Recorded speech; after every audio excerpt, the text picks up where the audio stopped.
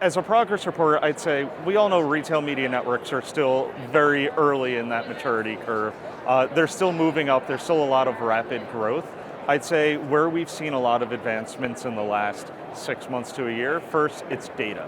Data is definitely becoming a little more readily available. The retailers are trying to find better ways to connect what's happening digitally online with what's happening in stores. And I think that's one of the big frontiers that are being conquered right now. Brands want to know what's happening very directly between online and offline. They want to be able to track, they want to be able to measure, and physical retailers are in excellent shape to be the ones that unlock that. Do you feel like they are moving fast enough?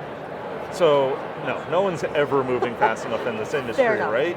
But I'd say they're moving at a good clip that's making the brands hopeful and optimistic about where it's coming. And brands know it's going to take a while. They know that it's unlocking a lot of things, and importantly, brands want to make sure it's done right. And I think that's where the retailers are getting it right.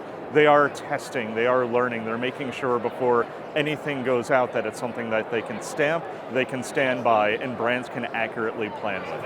Right on. Okay, so the word omnichannel gets thrown around an awful lot, but when we're having a conversation about the kind of merging of understanding of behaviors and performance from digital to in-store, is that sort of the holy grail? At the moment, yeah. So, and it's funny too, if you think pre-pandemic, omnichannel was a dirty word. It was considered a passé word, but it's made this huge comeback for good reason. It's consumers are shopping omnichannel. They're planning and they're researching online, and then they're stopping in on their way home from work. And brands need to be able to understand that. They need to be able to track that.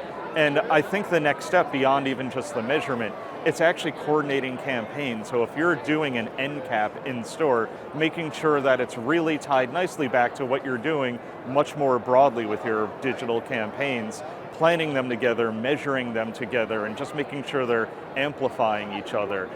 That's something that you see a lot of brands already latching onto, some of them more new startup brands, but I think that tying that together is going to be a very big step. Well, it does beg the question, do you think traditional brands are sort of prepared to be able to do that, sort of structurally and data-wise and organizationally? They're getting there. They're going through their own e-commerce transformations like they had done digital transformations. I love that. I love seeing how they're reorganizing, how they're thinking about raising all of retail instead of thinking about raising individual retailers. And I think a lot of that comes from the second holy grail, which is profitability. As you're seeing brands now going from 4% penetration of e-commerce sales to 20%, in some cases 30%, they're trying to shift from incredibly rapid growth to profitable growth, especially as they're realizing that after a certain point, it's not necessarily incremental growth.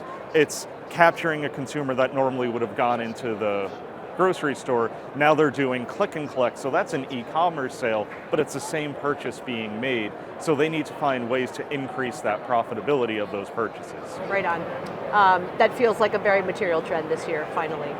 Yeah. Like genuinely thinking about sort of lifting up the overall lifetime value of a customer by thinking about that customer more holistically, yes? Exactly, the lifetime value, getting up the average order value, and retailers are well aware of this and leaning in and helping partner with brands to figure out how to really increase the value for the consumer in a way that also increases the value back to the brands. Right on. Okay, so what are you excited about for ShopTalk?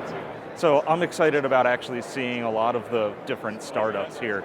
I think that there's a lot of new frontiers going on, whether it's v-commerce, whether it's new ways to measure data, whether it's new ways to visualize data. And I've been spending time over at the Startup Alley, sort of just seeing what the scrappiest businesses are coming up with and the ones that it's a little harder to find when you're just searching on the internet.